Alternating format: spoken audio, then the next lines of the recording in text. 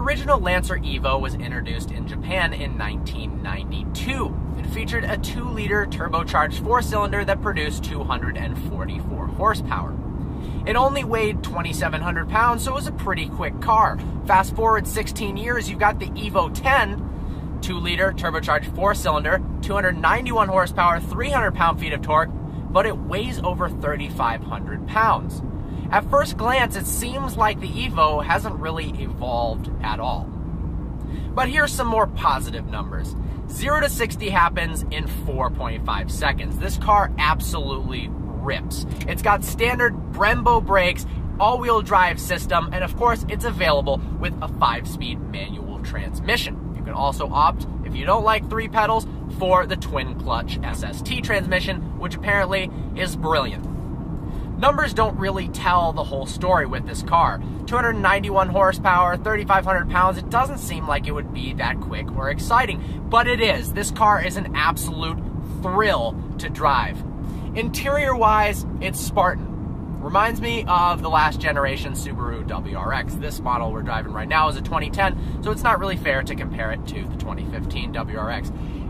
The excuse I like to use, and maybe owners of these vehicles do, is it's a driver's car. Why do you need a nice interior? And it's true. Saving costs here and there means you can add performance benefits that you couldn't always do. The kingpin of the interior, however, is these brilliant Recaro seats. The side bolstering is really aggressive.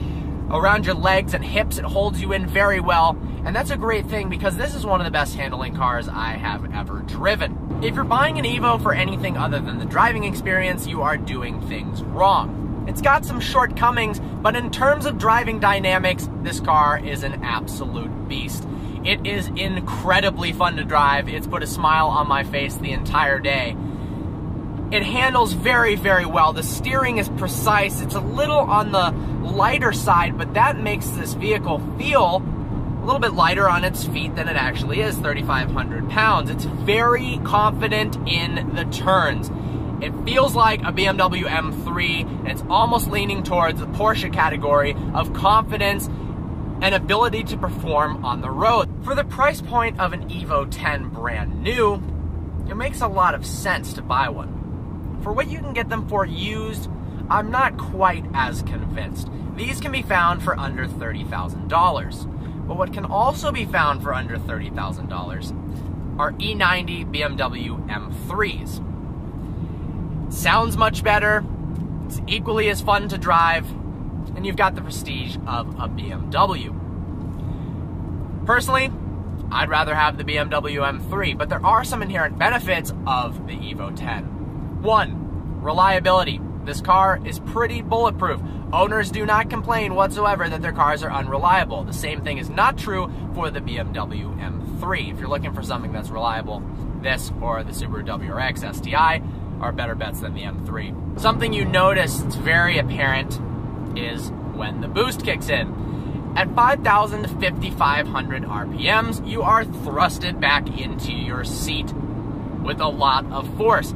Interestingly, after that, at about 6,000 RPMs and above up till redline, it seems to die off a bit. I find myself short shifting a little bit early because it feels like the car's run out of steam. For a car that's so confident around turns, it feels surprisingly comfortable on the road on normal daily driving. The suspension is set up just right to have some fun, but not be in utter pain and agony for the rest of the time. Exterior-wise, I really like the way the Evo 10 looks. The front is extremely aggressive.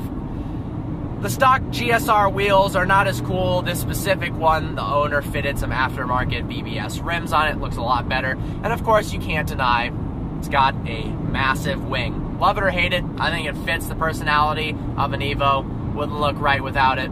Trunk space is pretty abysmal. It's one of the smallest trunks I've actually ever seen on a normal sedan. Space in the back isn't that bad, actually. If you've got a driver who sits closer to the steering wheel, like I do, and you sit behind them, you've got plenty of leg room until you're about 6'4". Headroom's pretty impressive as well. It doesn't have a low-slung, swooping roofline, so you get some extra headroom. That is not a problem. So you can comfortably seat 4 bigger adults in this car, rip down back roads, have a blast, pick up very minimal groceries because the trunk is small, and then go home. If you're looking for a car that's more reliable than a BMW M3, that's just as fun to drive, puts a smile on your face the entire time, and can absolutely rip in a straight line and on the back roads, this is the car for you. They can be found for under $30,000 with low miles pretty easily, and it's a heck of a driver's car. So with that, I hope you enjoyed this review. Please browse our channel and subscribe.